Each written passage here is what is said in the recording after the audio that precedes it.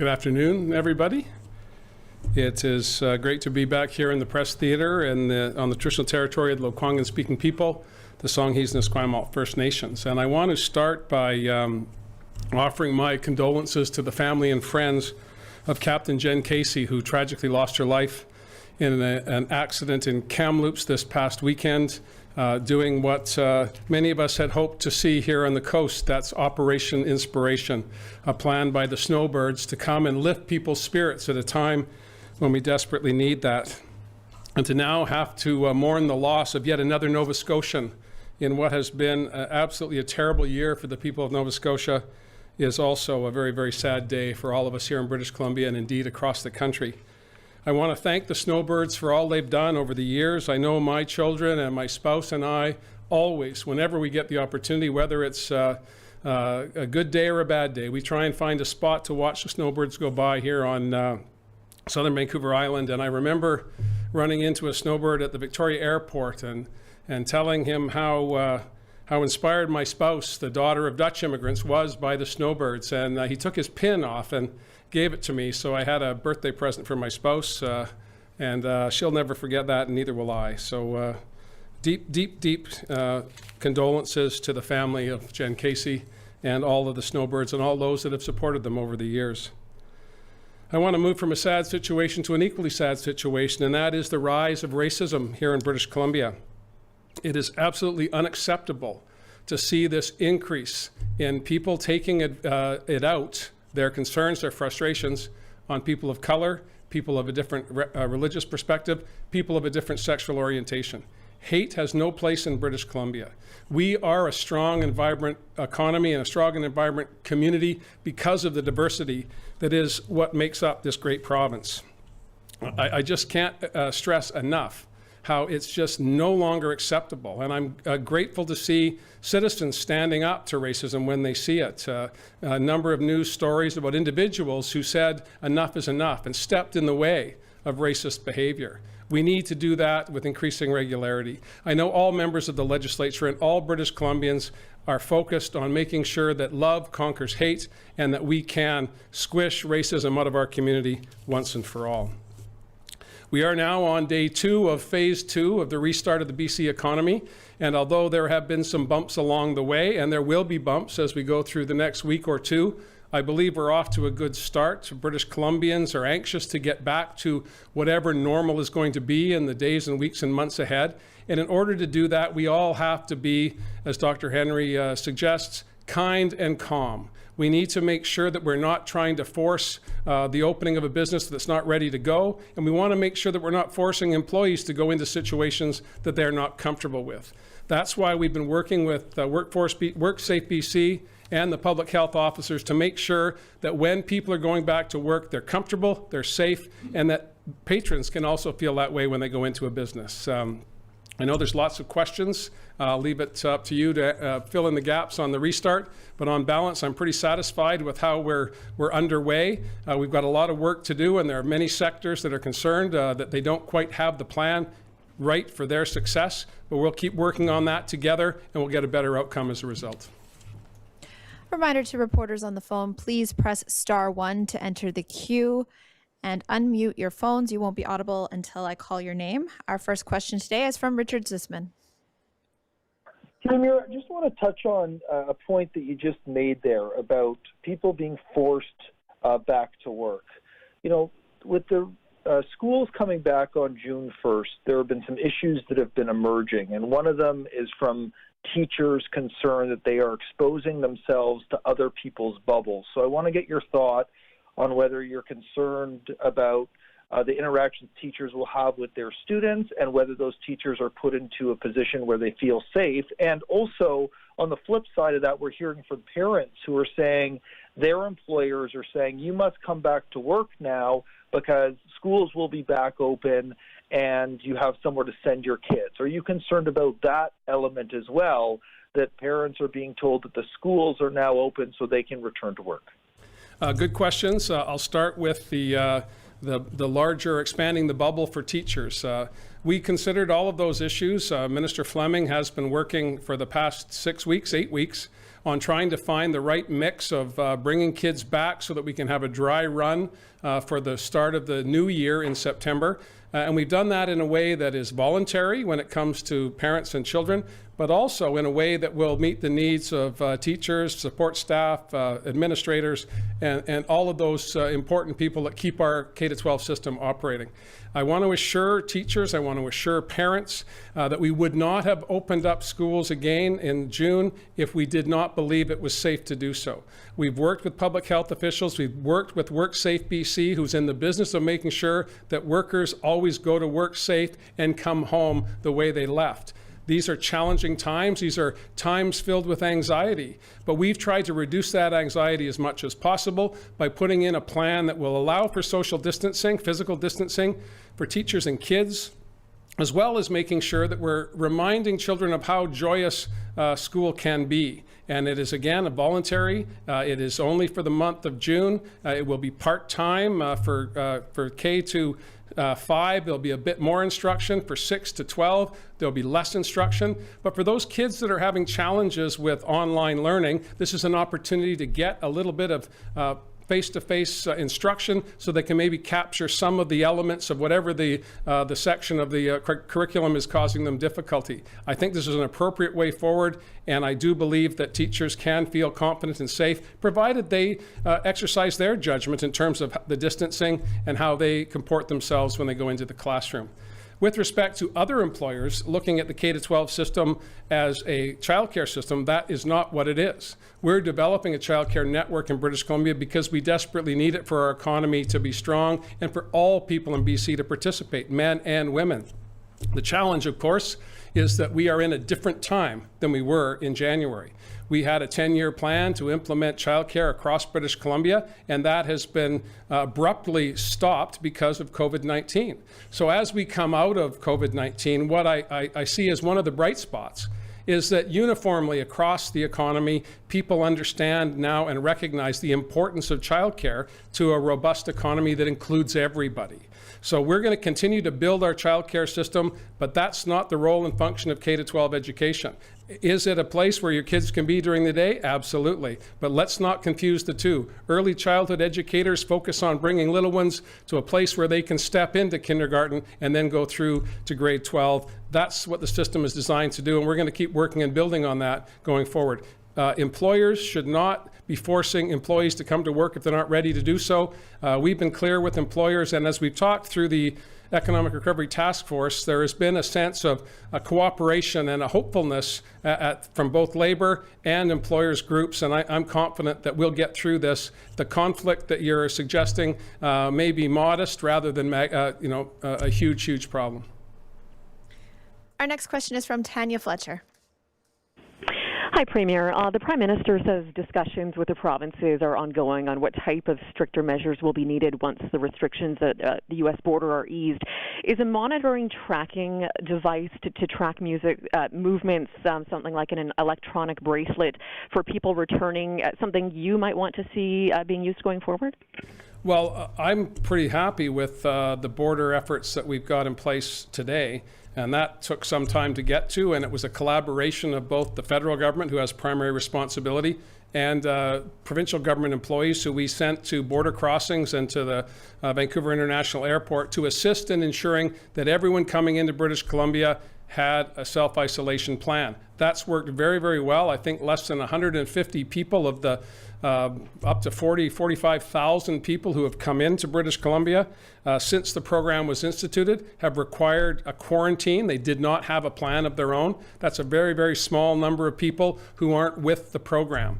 I don't believe that ankle bracelets or electronic monitoring is the best way forward, but I'll leave those decisions, or at least the advice that she can give to government, to Dr. Henry. We have a contact tracing program in place that's worked very well, and we've used the old telephone and knock on the door proposal to make sure that people are self-isolating, and that's worked very effectively for us on our program so far.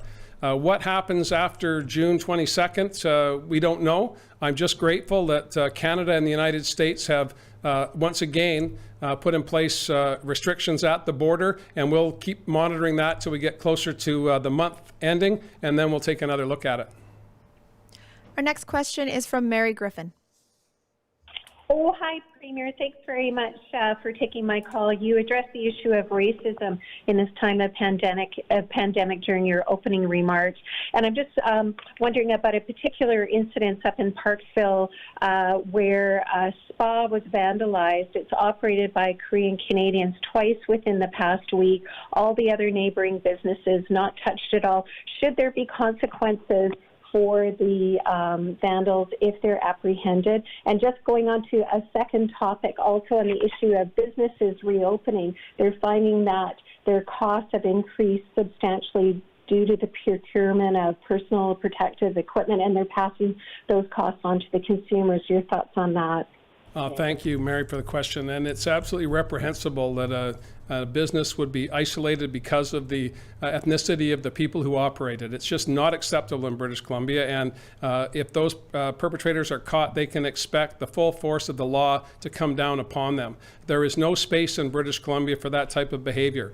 I know, talking to Del Manick, the chief of police here in Victoria, as well as observing the good work of the Vancouver Police Department and the RCMP that I travel with regularly, within the law enforcement community, there is zero tolerance for racism. When you look at the diversity of law enforcement, of fire crews, of our legislature, the diversity of our communities is now being reflected in our public institutions. And there is zero tolerance for this type of behavior in British Columbia. And if these perpetrators are caught, they can expect the full weight of the law to come down upon them. We're working cooperatively, whether it be the Leader of the Opposition offering suggestions of how we can beef up our anti-racism plan, or the Green Party also suggesting ways that they think that we could better work together to speak with one voice on this very, very important issue.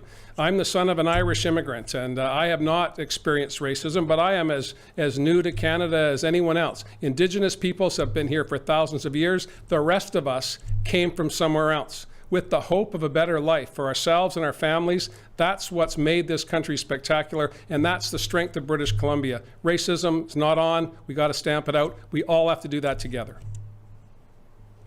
Next, we have a question from Justine Hunter. Hi, Premier. You mentioned childcare, and advocates for childcare are calling on your government to fast-track that $10 per day daycare promise as a way to help parents return to the workforce as we reopen the economy. I'm wondering, I didn't hear anything that indicated you were looking at fast-tracking that. Is that on the table? Well, there's a whole bunch of stuff on the table, Justine, as you know. There's no shortage of ideas that come forward as every day goes by. We've had a cross-government approach to responding to the pandemic. Minister Carol James is toting up the costs and consequences of programs that we're initiating as part of the $5 billion recovery plan, as well as what resources do we need to add to the existing budget to meet the needs of the community in this new world that we're entering into with phase 2 of the restart. And I understand and respect very much the advocacy within the childcare community. It was their advocacy that got us to a place where I was sworn in as Premier of British Columbia with a focus to create more childcare spaces. And I'm not backing away from that for a minute. But I believe accelerating the plan that we already had in place is not likely in the short term. We need to make sure we're educating more early childhood educators. We need to connect, as one of the earlier questions suggested, education to early childhood education. This is one of the calls from advocates for many, many years. It's currently housed within the Ministry of Children and Family Development. We're looking at expanding and moving it into the K-12 system in terms of management and ensuring that we're getting continuity from toddlers right to graduates. And we have a lot of work to do. You can call that acceleration, you can call that status quo. What I know and what I'm excited about is that everyone in British Columbia understands the importance of childcare now that might not have thought that even 2 years ago. Our next question is from Marcella Bernardo. Hi, Premier. Thank you so much for taking my question today. You touched a bit about the border control and what's being done to try to mitigate concerns there. I got an email this morning from someone who's saying that it's okay for me to drive across the country to go visit family in Quebec, but not across the border to visit family in Washington State or friends in Washington State, where the death toll isn't as high as it is in Quebec. I guess, how do you respond to something like that? Well, certainly we have mobility rights in Canada. They're enshrined in the Constitution. We have border restrictions in place to protect Canadians from whether it be trade or virus or any other external forces. That's what border patrols and border security is all about. Dr. Henry and I and Minister Dix talked about how we can relieve some of the stress, because there are many people who do have family connections into Washington State and they want to go and visit their family and they visit their friends. As the summer goes by, as we continue to see positive outcomes with respect to caseloads, hospitalizations, and all of the issues that Dr. Henry raises on a daily basis, we'll be in a better position to revisit this. But it's a very good question. I hear a lot from people in the interior and in border communities like Invermere and in the Peace Country, as well as in Golden and down into Cranbrook. That Alberta and BC have a border that is porous. People go back and forth from both sides on a regular basis. That's part and parcel of our Canadian citizenship, and I don't want to jeopardize that. But I do understand the question, and I appreciate that it might seem incongruous to have the ability to go to Quebec, where the caseloads are very high, the death counts are very high, and not being able to go to Washington State. But that's where we are at today. Dr. Henry sees of this, and she'll have more to say on it in the weeks ahead. Next, we have Binder Sajan. Go ahead, Binder. Oh, sorry, I put the wrong person in. Next, we have Rob Shaw, in fact. Oh. Premier, now that people are going back to work at the rephased opening of the economy, where are you in your discussions with the Prime Minister on a national sick pay program? How long are you willing to wait on that? And what's BC's backup plan if you can't get the other premiers and the Prime Minister on board on that? Can we develop our own sick pay program in the province, or is that not on the table? Well, it's certainly on the table. I'm not ruling out anything. I still believe that this should be a national program with national leadership, because it has national consequences. But we're prepared to go it alone if need be. I do have allies in the federal government who appreciate the initiative that I've been promoting, and we have our regular calls tomorrow morning with premiers across the country, and then with Minister Freeland and the Prime Minister. So I'm going to hold fast to my position today, and we'll see what comes out of tomorrow. But just to help you out there, Rob, we do have alternative plans in place, but I still firmly believe that the federal government needs to be part of this. Next, we have a question from Ben Kuzma. Premier, thanks for taking my call this afternoon. You went to great lengths last week to talk about how the province could host an NHL tournament per se should we resume play, and you cited some of the cities in the interior. It's come to my attention today that the NHL is pretty strict in its criteria for the resumption of play. One main arena, one main practice facility, 2 downtown hotels to kind of keep a bubble concept. How well positioned do you think Vancouver still is, Premier, to become a hub city? You spoke very passionately about it last week, even though this criteria seems to be more defined to take away some options that would be viable here or within the province. Where does Vancouver stack up? And I know you've talked before about the rich history here of hosting events. Are we still a go-to city?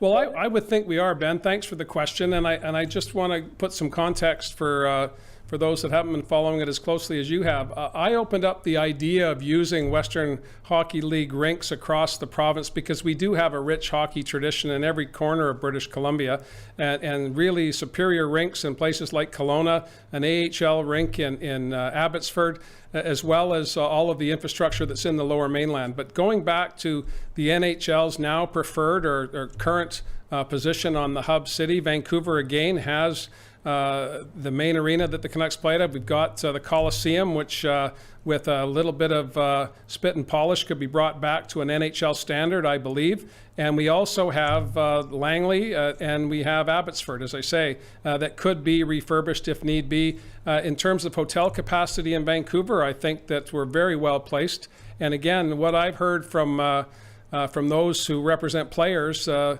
view is that if you have to spend a couple of months in one place for the summer, Vancouver would be the place to do it. And that's not belittling any other NHL cities in North America, but I have a bias to Vancouver, and I think most of the people who are going to reading your story will feel the same way. Vancouver's well placed. The Canucks are 100% behind getting the hub concept underway. I opened up another couple of alternatives for the NHL to consider. I'm hopeful that they just consider British Columbia at the end of the day. And now we have a question from Binder Sajan. Hi, Premier. Just a question from a colleague about how BC is balancing safety on transit systems with trying to maintain revenues. And for me, just wondering about the legislature, when we could see it resume, and if we can expect to see you in a mask as we saw the Prime Minister today.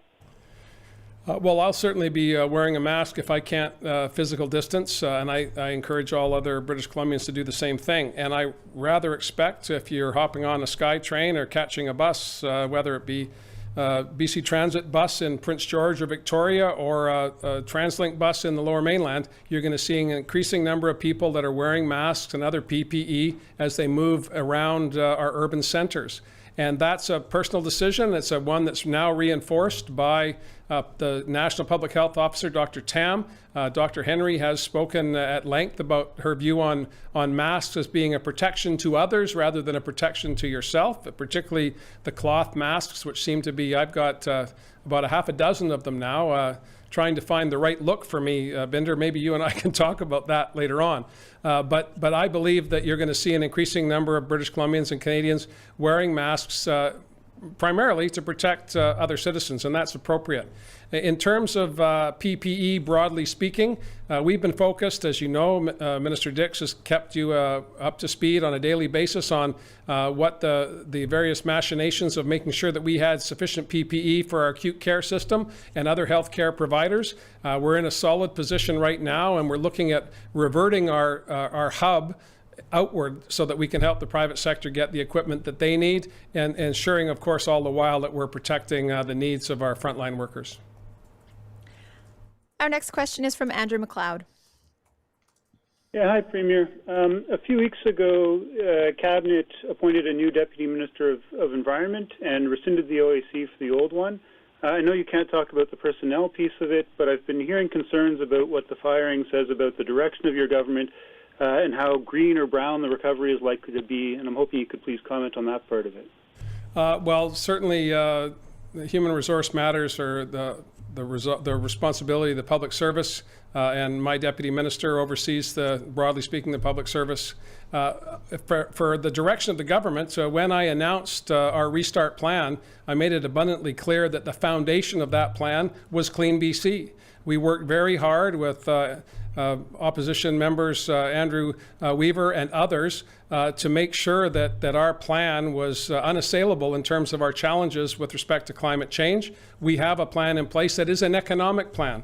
We repeatedly say there's no difference between the economy and the environment. They are the same thing, and we need to make sure as we come out of COVID-19, we're focused on building a clean, green, reduced carbon economy. And that's been our objective since we were sworn in as a government, and that will continue to be our objective going forward. Human resource matters have no bearing on the direction of the government. That's Cabinet makes those decisions, and the Cabinet is virtually the same today as it was in 2017. Our next question is from Brishti Basu.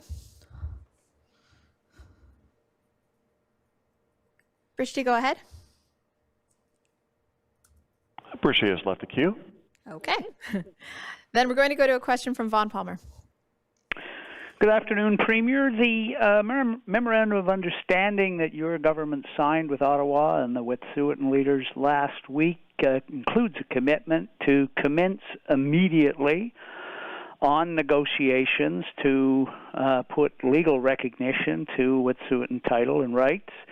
says it should be done within the next 3 months. Have those negotiations begun? Do you think they can be completed by the middle of August? And do you have any commitment that this time the elected leaders will be involved in the process? Thanks for the question, Vaughn. I believe that the MOU is a great step forward for the Wet'suwet'en people and for British Columbia. You'll know full well, Vaughn, more than most, that when our government was sworn in, I focused in every single mandate letter on ensuring that we implemented various policies that would demonstrate that reconciliation and rights and title were issues that have been resolved in many court rulings, but needed to be now part and parcel of government policy. That was the objective of sitting down with the hereditary leaders to look at the Delgamuukw-Gitsewe decision, which is now 23 years old. How can we implement that here in British Columbia? Nowhere in the document, in the Memorandum of Understanding, is there any diminishment of the roles and responsibility of elected leaders within the Wet'suwet'en territory. But the Wet'suwet'en hereditary leaders brought the Delgamuukw case forward. It's the hereditary leaders for the office of the Wet'suwet'en that have been pushing hard for a recognition of rights and title. In my opinion, I have put on the table for all Wet'suwet'en the tools to find their own self-determination, and that includes all members, whether they're elected or hereditary. And you'll also know that many of the elected chiefs through Wet'suwet'en history have also been hereditary chiefs. So there's not two camps per se. There are just the Wet'suwet'en people, and it's up to them to figure out how they govern themselves. That's in the best interest of the Wet'suwet'en, and I believe it's in the best interest of British Columbia as well. We only have time for one more question, and it's coming from Keith Baldry. Hi, Premier. Thanks for this. Just a repeat of Vinder's question about the House coming back. Any date for that and what the House will look like? And also the continuing reference to the schools being a dry run for the fall seems to suggest, and we've got sort of conflicting information on this, that what we're seeing in June will be what we see in September as well in terms of the structure of the classes. Well, let me start, Keith, with the K-12 question first. We want to do a dry run for teachers, for support staff, for administrators, to get a sense of what a physical distancing school will look like. And as you'll know, different parts of the province have different enrollment issues. In Surrey and in Souk, where I live, the enrollment is going up year over year. In other parts of the province, it's flat, or in some cases declining. So each school district, each school for that matter, will have different configurations of how they'll operate in June, and that will inform how we prepare for September. But there will be innovation over the summer as people look at what the outcomes were through June and how we can improve upon that. And that's my expectation. Everyone is on the same page here. There's apprehension, absolutely, among parents, among some teachers, and among some support staff. But there is a common focus on making sure that we can reopen our K-12 system in a way that's safe. And we would not be doing it if we didn't have the approval of the public health officers and WorkSafe BC having a look at what the procedures are going to be to protect those people that work within the system. The other question about what the legislature will look like, it will look unlike what it did even in our one-day session after COVID-19 came to British Columbia. Minister Farnworth has been working with Mary Polak, the opposition House Leader, as well as Sonia Furstenau, the Green House Leader, on what that will look like. You can expect to see us back here either the 15th or 22nd of June. And we'll be focused on getting the budget passed, getting the estimates process completed, and a modest number of pieces of legislation that we believe are required to keep our agenda moving forward. We have Mike Farnworth's worked very hard with his colleagues, Mary and Sonia, to make sure that we're abiding by the principles of physical distancing, which means that the legislature proper will look different for debates. It'll look different for question period. We're going to be using more technology. We're going to be using multiple rooms within the legislature so that we can keep MLAs at a distance. And there will be, I suspect, I'll leave it to Mike to explain most of the details, but we're using a lot of technology that will perhaps allow members, far-flung members, to stay in their community, to be able to actually do their voting by computer at certain times during the day, rather than having all of our votes assembled for the end of the day so that we can have everybody together and we can pass our yay or nay on whatever our views are on the legislation that's before the House. It's going to be new, it's going to be innovative, and it's going to be a challenge. But the new clerk of the legislature, Kate Ryan-Lloyd, is seized of the task. And for those who have been milling about the legislature periodically, there seems to be an awful lot of television screens going up in places where there never used to be any. I suspect we're going to see lots of Hollywood Squares or Brady Bunch type images of multiple MLAs that are in different parts of the legislature or different parts of the province participating in the dynamics of the democracy of British Columbia. It's going to be an innovative time. It's going to be a challenging time. I think it'll be an exciting time. Thanks, everyone. That's all the time we have today. Thanks a lot.